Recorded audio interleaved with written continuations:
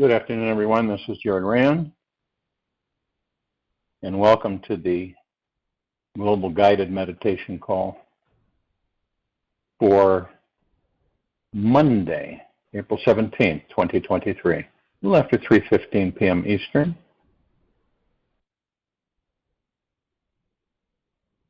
Monday, April 17th, 2023, a little after 3:15 p.m. Eastern, Global Guided Meditation Call.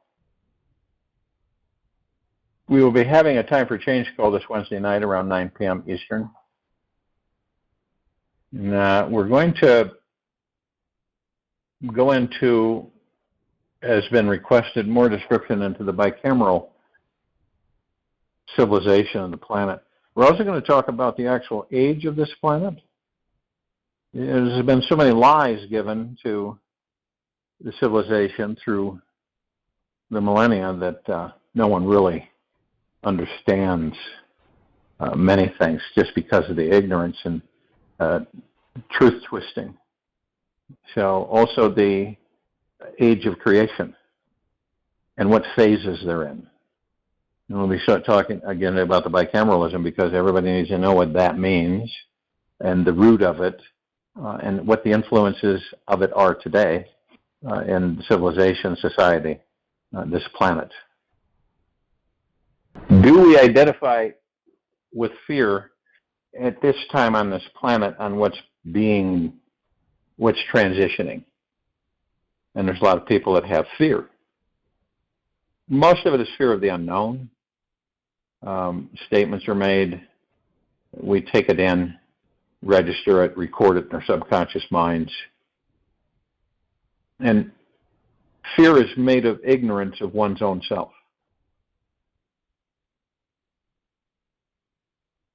What specifically does that mean? It means that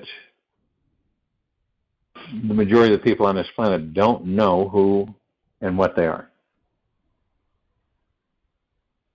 And so there's a lot of fear because they are mastered by the ego mind, which is in yesterday or tomorrow and never the now. And the shift here, as we go through this radiant photonic light energy field for the next 2,000 years, is affecting everything in a very uplifting, high vibrational frequency way. Our lives are meant to be a magical manifesting adventure. Our lives are meant to be a magical manifesting adventure. In order to experience our greatest magic, power, and freedom, we must choose to first be totally free from the grasp of fear. When our heart is truly fearless, our soul trusts that it's safe to perpetually open up to life, and nothing feels impossible for us. We can ask anything of this universe, and it is not too much. The fearless being is the most desired, empowered, and beautiful being in the entire universe. Whatever their heart desires instantly begins to manifest into this world. Now, to some, to the doubters and doubting Thomases, I know this sounds crazy, ridiculous, or outrageous. Yet when you learn how to transform fear, every moment becomes an invitation to meet the divine within you.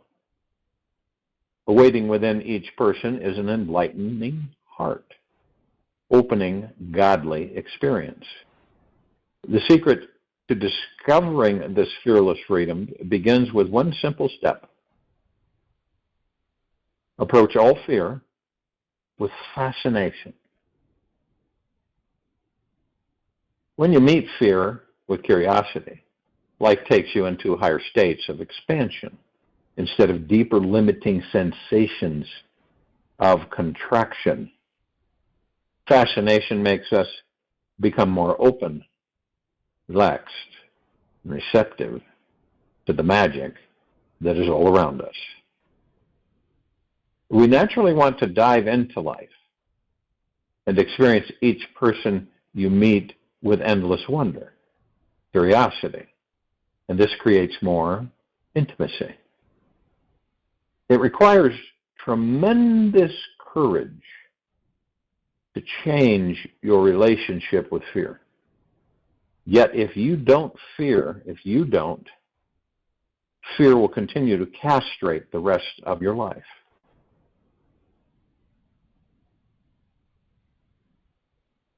So try this experiment this week. Pick one day where you're going to create more freedom in your life by meeting your fear with fascination.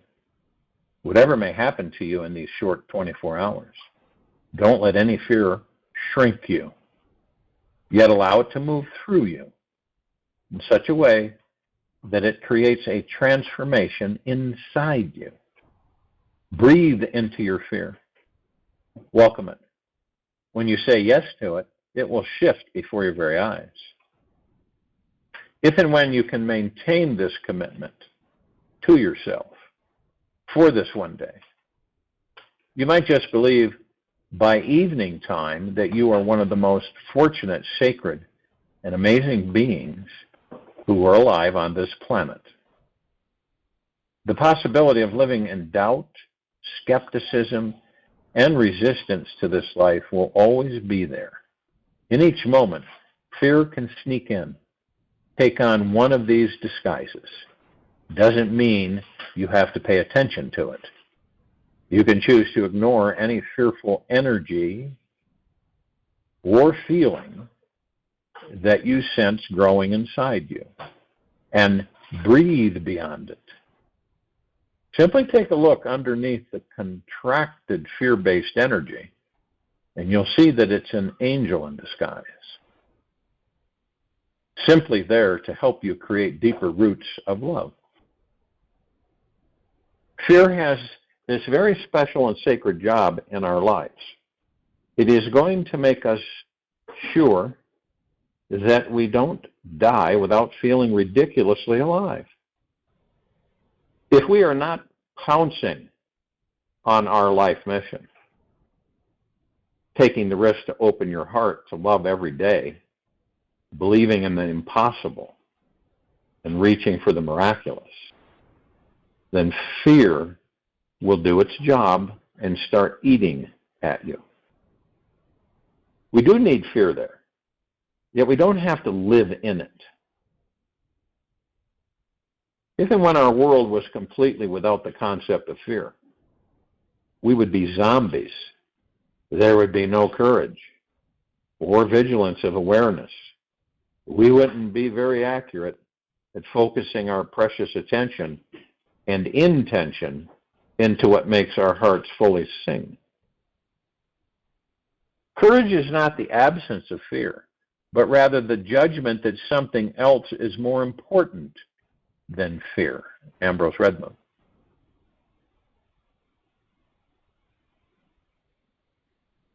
Now there's a second extra credit homework assignment that I have for those who are real lovers of fear.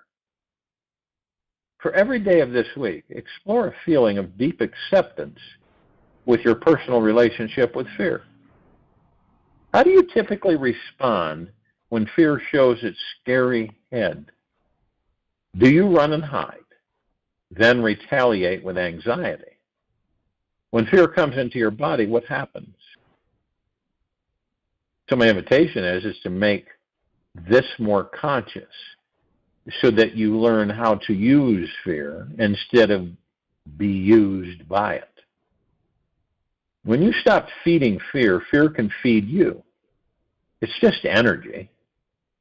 And when you find out how to welcome it in with curiosity, it sharpens your focus, clarifies your intentions, and makes your whole body, mind super passionate about what you want to get out of this life. So my invitation for you this week is no small matter. It will shake you to your roots.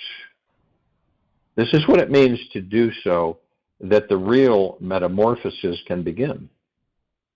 Stop resisting fear and start welcoming it in. Learn how to ride the hungry tiger instead of be eaten by it.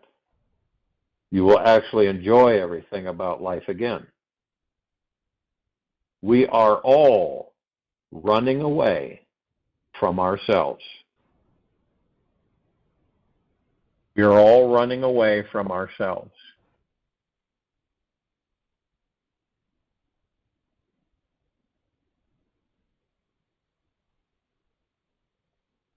Yet, whatever parts we are running away from always end up becoming what we run towards at some point. In this lifetime, or the next, learn how to embrace your fear, love your fear, and you will form a deeper spiritual respect for this life. You will appreciate all variations of this life and not just be seeking to have easy, good days. Find what it is you truly fear. Love, intimacy, success, failure, whatever it is, invite it in and see how all your ancient phobias instantly flip around and become waves of enthralling fascination. Have fun. You know you can look forward to each meeting you have with fear, and when you do, you've truly mastered the game.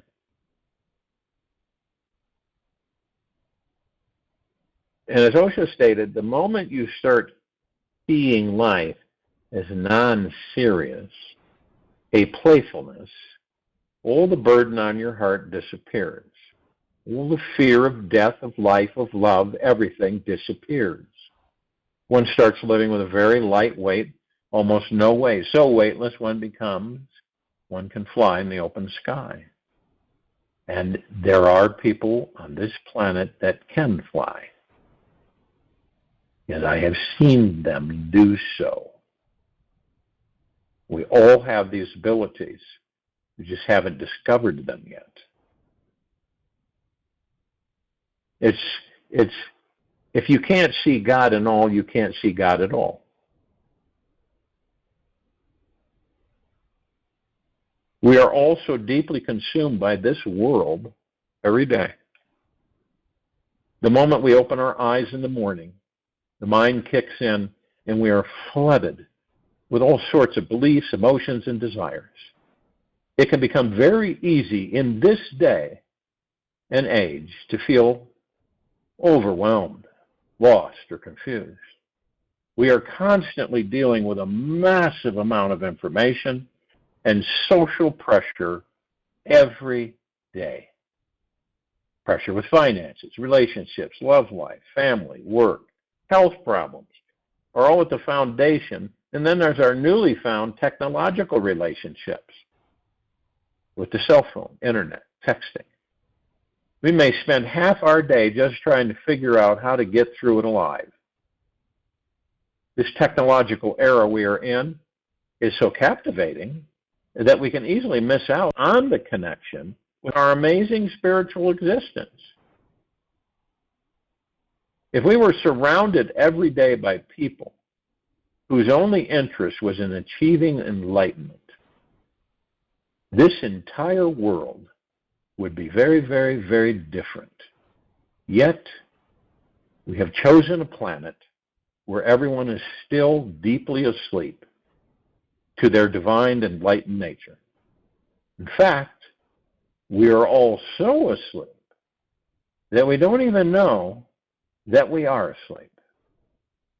Every human being is sleepwalking through this life, meaning that we are always plugged into the mind. The veil is so thick and the pattern is so deep that we need to use everything we've got to wake up. This means using everything you can find outside of you and inside of you. Any real ecstasy is a sign you are moving in the right direction. Don't let any prude tell you otherwise. St. Teresa of Avila. So my golden suggestion for everyone this week is this. Use everything around you to find God. Now we all do know that God is not outside of us, it's within. Use every conversation as a vehicle to listen to the divine. Use all your senses everywhere you go. Touch, taste, feel, hear, and even breathe in the smell of the divine. Use every moment of your free time to find deep silence, stillness, and inner peace so you can connect deeper with the divine. Use the media and all the excessive advertising that is constantly dumped on you to find God. When you read something that jumps out at you, try to notice how its spiritual message is just for you. When you feel like you might be making some form of connection to God, breathe that feeling deeply into your body. Stop everything and give this experience all that you've got, because it might not last long. Notice how the feeling resonates with what's going on in your life. Find the practical aspects, like, how does this simple billboard advertisement give me the deepest guidance I'm needing in my relationships right now? There are no coincidences. God is already always around you. We only have synchronicity in this life. Everything is perfect and divinely aligned. The God source never, ever makes mistakes. And when you are 100% devoted to finding total alignment with the divine and everything around you, the magic will its way into you.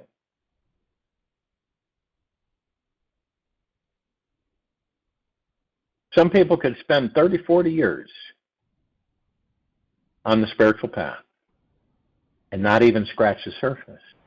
Others can spend 5 years and really dive deep inside. It depends on you.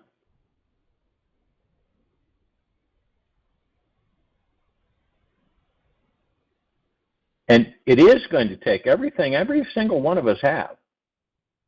The enlightened state is definitely not like anything we've ever experienced before. There are no more problems in your life anymore. There are only deeper and deeper and deeper connections with the divine. Enlightenment is not for the half-ass skeptical seeker, the protective pessimist, or the mind addict that is super smart intellectually. It's for that ordinary being who has devoted their entire heart and soul to something beyond this world. It's for that simple soul who wants to create the deepest, healthiest relationship with themselves and the God source, which is what they are inside that body. The biggest difference of all, perhaps, is that their connection with God is their highest priority all throughout the day.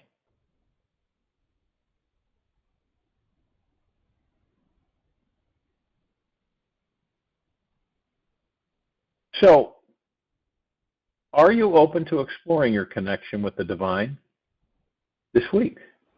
Chances are that you're probably wondering, what's the right way? How to do it?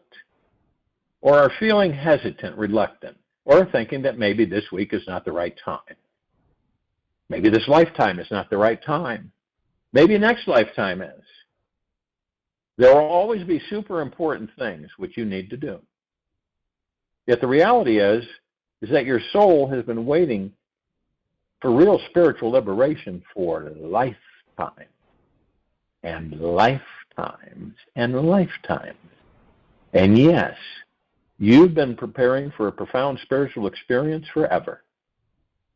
You are here to let go of everything. Find your real connection to the divine again. You've been learning major life lessons after major life lessons, tilling the hard, tough inner soil inside you, just so that one day your soul could find some higher enlightened state of being. You were born to find some way home to yourself. So your mind is always free from all fear, resistance, stagnation, and separation. The enlightened mindset just happens when you return to the pure source of awareness that is behind the mind.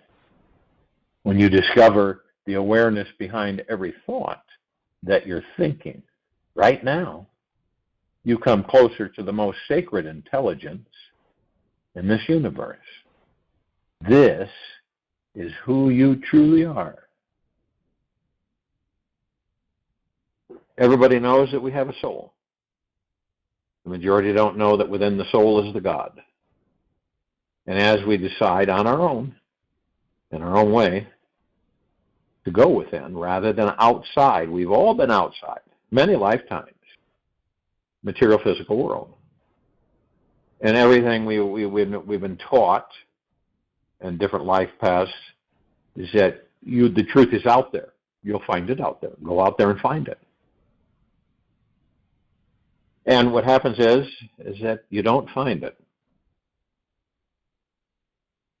The funny thing is that there is only one tiny thing stopping any of us from seeing, feeling, and knowing that God is here now.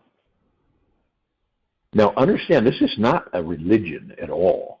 It's way far from it. This is a knowing. This is your own mind, and we know the mind is an illusion. The mind is so full of personal beliefs and ideas about this life that there's not much room for anything else. It is overflowing so much that we have become blind to God. Watch out for the mind.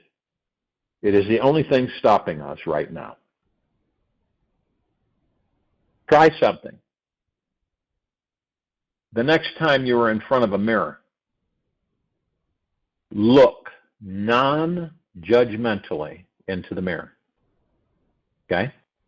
Look non-judgmentally. In other words, you're not judging yourself. You're not looking at yourself from the aspect of your physicality. You're looking into the mirror. Just notice, what do you see? Do you see how amazing, multidimensional, and extremely beautiful you truly are? Or do you see all of your flaws and shortcomings? If the mind is not set aside, we can only see and hear what it thinks is good and bad. The mind can be extremely judgmental, and this is pure entertainment for the ego. We despise being bored, so we cling to all sorts of opinions about right and wrong. As long as we are over-identified with and attached to opinions of good and bad, we cannot spiritually awaken. Remember that all of life is a grand play, and the nature of the mind is to create contrasts and comparisons. The mind doesn't like the gray middle path. When the mind is too empty, it seeks something juicy to fill it.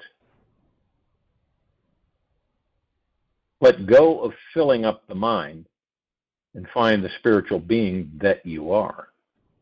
This is in silence, in stillness within. Interestingly, the heart is not judgmental at all. The heart only loves, accepts, and embraces what is. So don't trust the mind. Trust your heart instead. Be free of the mind and just remain in the heart. You will soon, in time, find the divine.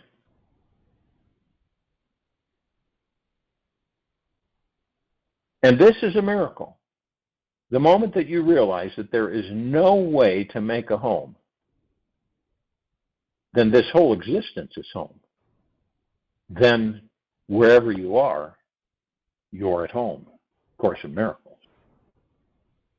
Every day, we get lost in a sea of duality. Expect the pendulum to swing back and forth from being lost to being found, again and again and again. Your mind is not the only mind out there that is making a living hell or heaven out of each moment. Everyone is doing this. We are all blind to the divine. We simply have to learn how to release all attachments, trust in God. surrender to its totality. And when we take this risk to dissolve back into the source, in each moment, we naturally discover how everything around us is helping and guiding us to be free. Now, the good news is that we've got 1 billion more lifetimes, 1 billion more lifetimes to become enlightened. Now, God is never, ever going to stop loving us. Ever. Bad news is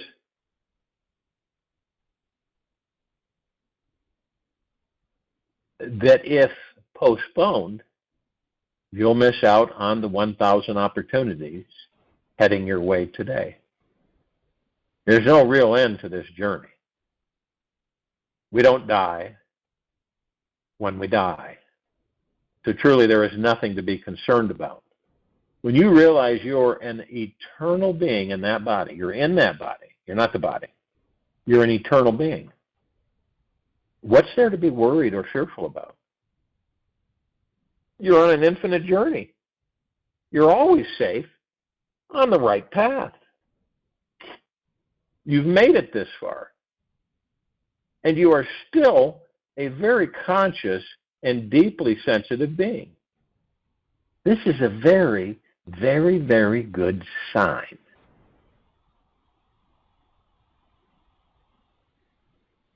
This is about mastering our thoughts. Not micromanaging, mastering them. 60,000 thoughts on average are operational every day, every one of us. We don't know them all.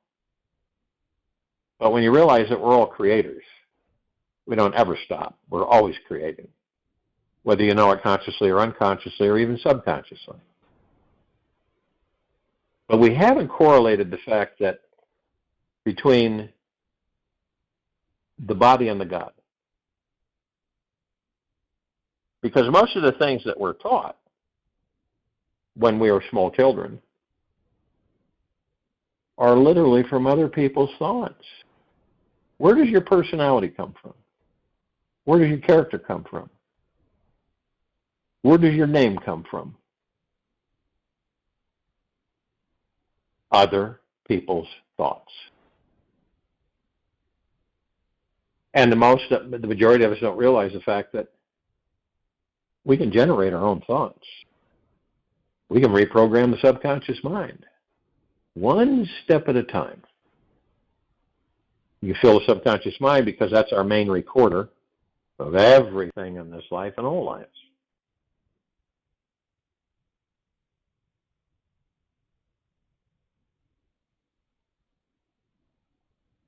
And when you realize that there are 1,000 paths to enlightenment and 1,000,000 doors we can walk through to experience this moment as divine, now one of these precious doors is not so easy or obvious to see. Yet we unconsciously step through it every single day. It is the perpetual swinging door of judgment. We are so often unaware whenever we are passing judgment and obvious of how it is a secret passageway to the most enlightened and heavenly state of being. No matter if we are conscious human beings or not, the mind is constantly judging ourselves, other people, this world, and anything that it can get a hold of. The mind was born with this master-like judgeaholic power. It can judge anything in milliseconds. You may not have realized this. Yet probably, in the last 15 minutes, your mind passed 10 judgments on yourself, someone else, or something in the world around you as either good or bad. The judgmental mind is perpetually busy working away at labeling this life. And this workaholic is a slippery gremlin to catch. We are so accustomed to the mind judging everything in this life. It's as if we've been soaking our hands in warm water for 25 years and we don't realize that it's completely wrinkled and about to fall off. So just to clarify exactly what judgment is for me, judgment is the mind labeling something in life as either good or bad, but not both. It is a one-sided viewpoint of existence, which separates and divides. And interestingly, judgment manifests only when we are living up in the head and are disconnected from our heart. When we are living from the heart, the mind cannot judge. This occurs because the heart is free from duality, and the mind can only exist in duality, seeing black and white. The heart cannot get hooked in whatever the mind believes is only good or only bad. When the heart is leading the way, we are free from the perpetual prison of the judging mind. If we are to be free from judgment, we must choose to drop out of the head and into the heart. The mind will quiet and become very still. From this space, we can watch our mind closely and see just how slippery its judgmental habit is. We can see how it tends to avoid what it deems as scary. The mind often believes that. If I get what I want, this is good. Then I'll be happy. And if I get what I don't want, this is bad. Then I will be unhappy. The more enlightened path, however, is understanding that in this great divine, supreme, all-intelligent universe, we are going to get it all. We always, always, always get what we want and what we don't want. For example, we might manifest our dream partner or soulmate, only to later realize that they trigger our deepest, darkest issues and childhood insecurities to surface every day. Or perhaps we spend half our life running in the great societal rat race, being devoted to striving, achieving big, luxurious dreams, and becoming financially free, only to realize later that we missed out on so many beautiful sunsets while we were indoors chasing some fantasy. Life is always both. We get death and we get birth. We always get both. And this polar opposite is inside everything that exists. The yin is contained within the yang, and the yang within the yin. The more often we practice seeing, feeling into, and accepting how we always get what we want and what we don't want in this life, the judgmental mind just drops on its own accord. We naturally start living every day in deep harmony and with existence. We become vulnerable to existence again. And in this sweet humility, we can feel the great perfection of this life. We deeply accept that this existence is the expression of the highest intelligence, and that the good and bad judgment plan is the smartest plan available from God to create a spiritual awakening experience inside every being on this earth. See if you can find a single situation, person, or thing of this world that is only 100% positive and does not also have the tiniest hidden negative byproduct within it. If and when you think you found something like a new flower budding or an amazing sunset, just wait and investigate it a bit longer, as both sides will eventually show. There is always another side to the coin. As the flower will one day wither away, and the amazing sunset colors always fade into the darkness. We always get both. The rose always comes with a few thorns, even if they are small. Free yourself from the judgment habit. You can do this. Just start looking deeper into yourself and accept any judgments you may have. You may say, I'm too fat, too short, too ugly, too poor, too dumb, too smart, too much in my head. Welcome all the judgments you have about yourself. And just don't reject, avoid, or judge them. See them for what they are. They are one-sided judgments that you have about you. And when you can truly see and welcome the judgment, it will have less energy and magnetic pull on you. In a matter of minutes, the contracting hard feeling around the judgment, the judgmental thought, will lessen, drop into stillness, and you will become truly free from it. You leave the mind alone. You leave it alone. You step outside of it. You leave the ego alone. Remember, the mind's an illusion. It created the ego to assist it, which is also an illusion. Remember how real it feels. So how do you do that? You focus on listening to your breath. Listen to the breath. The body automatically breathes for you. Just listen to the breath. And as you listen to the breath and the space between heartbeats, you will notice that you're in the now. And in the now, you drop into the heart mind. You can feel it. Be careful, though. The ego mind can trick you to make you think that you're in the heart mind, but you're not. When you're in the heart mind, the ego and the mind do not exist. The only place they are is yesterday and tomorrow. How many of us spend just about most of our time worry, stressing, and fearing about yesterday or tomorrow? In yesterday and tomorrow, where the ego mind exists, we suffer. Disappointment.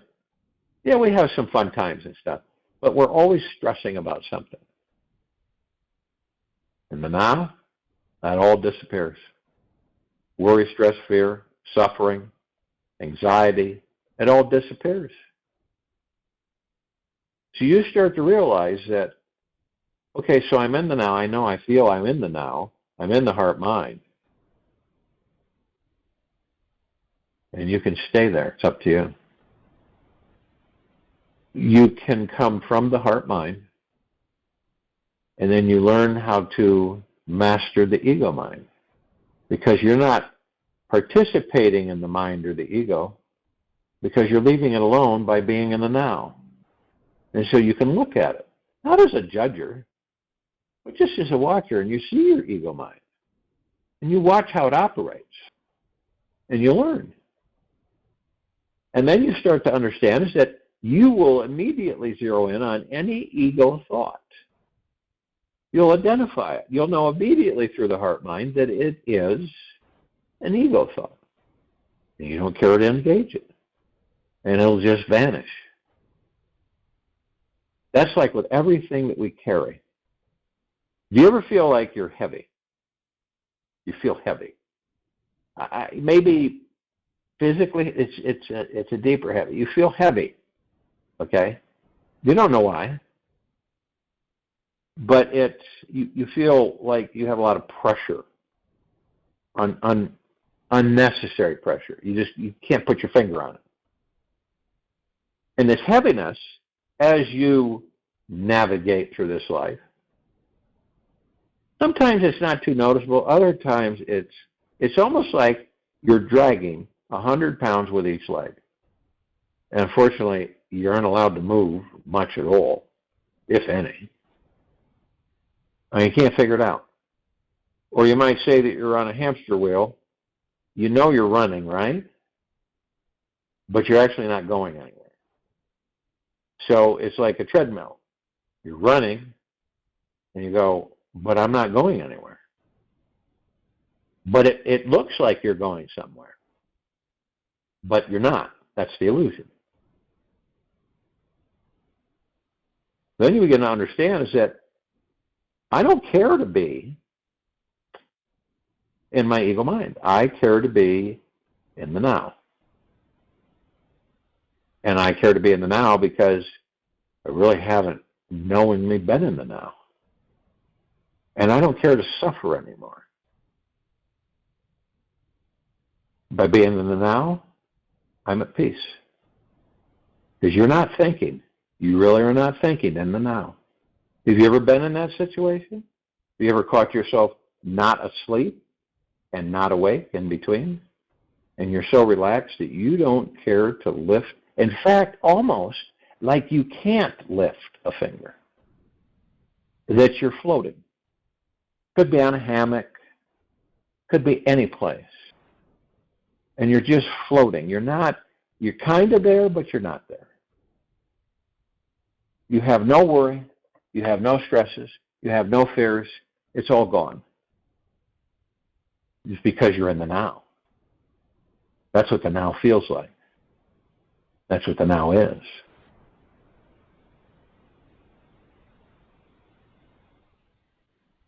And what happens to judgment? None of us are exempt from judgment. We always judge ourselves. We judge ourselves, we'll judge others and other things. Why is that? Well, it's because we're mastered by the ego mind. None of us are exempt from that. Some more, some less, some in between. But we are mastered at times by the ego. And we don't know it. It's not like we're cognizant to it.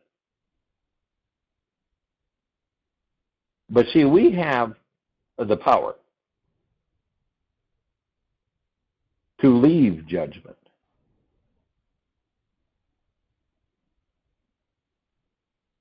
And one of the best ways I've found to do it is you look inside yourself.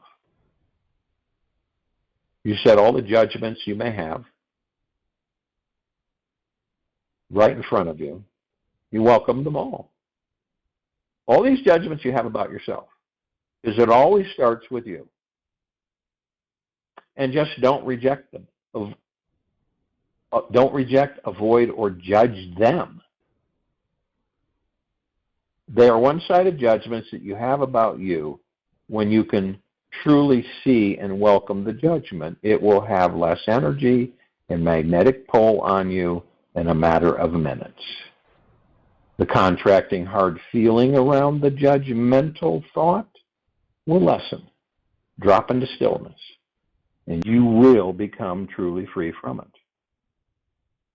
It's when we run from things that they get bigger and bigger and bigger. It's when we do an about-face, we sit down with them and say, okay, so why are you here? Why am I feeling the way I'm feeling with you? What's the reason here? What is it?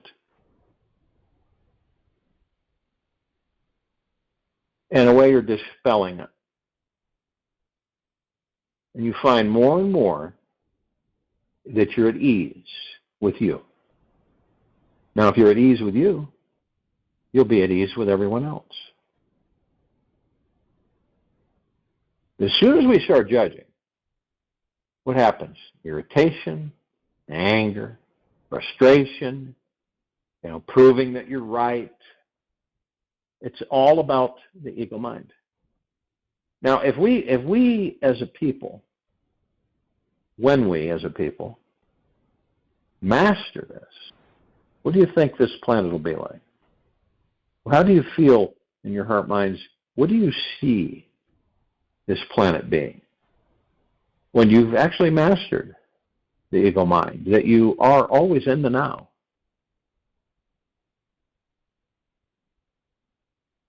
And you use the ego mind for a vehicle and a tool in a positive way. And then it slowly but surely gets less and less. And it is no more. If you're always in the now and never in yesterday or tomorrow, Ego can't exist. It will diminish and finally dissipate and be gone. So you'll be in the heart mind in the now. And you'll also know that you can manifest anything you choose at any time. This is, again, remember, you're without arrogance. You're without conceit. See, you're without having to prove yourself, of always being right about something. Or look at me, that's gone. It doesn't exist.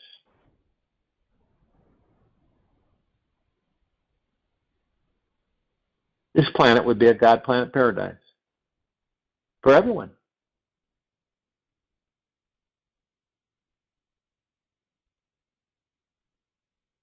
And that's where it's going. And who's doing it? You are. All of us are. Because we've decided to go in higher vibrational frequency and practice staying there instead of up and down like a seesaw. Right? And we form this. And it becomes a conscious knowing. And we love it. So therefore, we stay in it. And then you come to the understanding that you are the God in that body. You're not the body, you're not the name, you're not your possessions, you're not your status.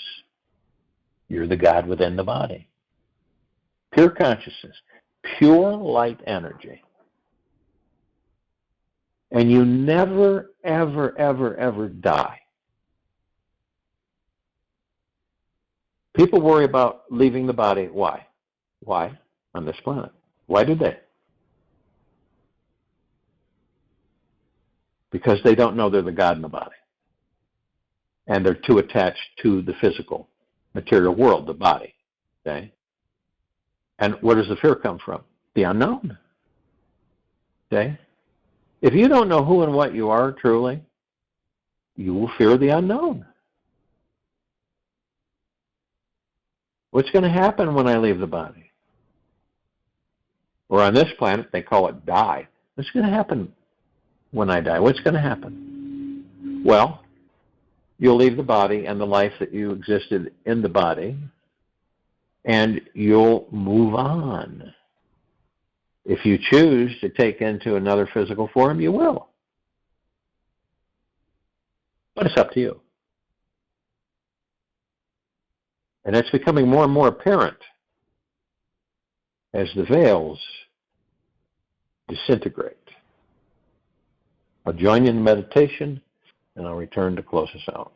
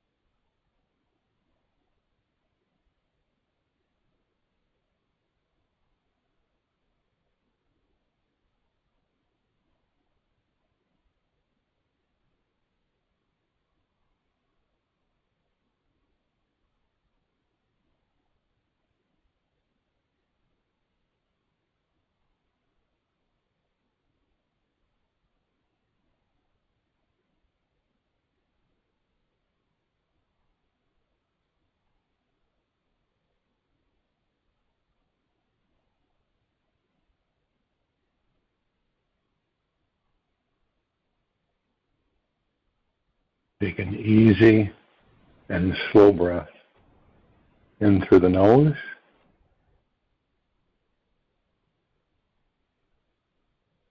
And an easy and slow breath out from the mouth. 4 persons decided to go into silence. They moved into a cave. They wanted to live in silence for 3 months because they had heard so much about it. They had become so intrigued. They were so ambitious to gain something out of it. It was not understanding that had brought them to the cave. It was greed. It was desire. It was ambition. Hence, within minutes, everything was exposed. Just within minutes, the first man said, "I wonder whether I have put the candle out or not. It will be a sheer wastage. There is nobody in the house." The second one said, "You fool, you have spoken, and we have taken the vow of silence." The third one laughed and said, "You are a greater fool. If he had spoken, what was the need for you to speak?" And the fourth one said, "Thank God, I am the only one who has not spoken yet." Just by being silent, nothing changes. You remain the same. Transformation comes through awareness. Awareness brings a silence of its own, very alive, throbbing with eternity, full of song. It is not sad and not serious because it is not dead. It has a dance to it. It is tremendously beautiful. It is positive, existential. It does not make you just a hollow thing. It makes you so full that you start overflowing with joy. You become so fulfilled that you cannot contain your contentment within yourself. You have to share it. You become a cloud full of rainwater. You have to shower it. Osho. Take this with you for the rest of the day, into the evening and night and the following morning. And we'll return here Tuesday, April 18th, 2023, 3:15 p.m. Eastern, to continue our global guided meditation call. Be gentle, kind, generous, and humble with yourself at all times. Be in the deepest, deepest, deepest of eternal gratitude at all times, no matter what is going on outside of you.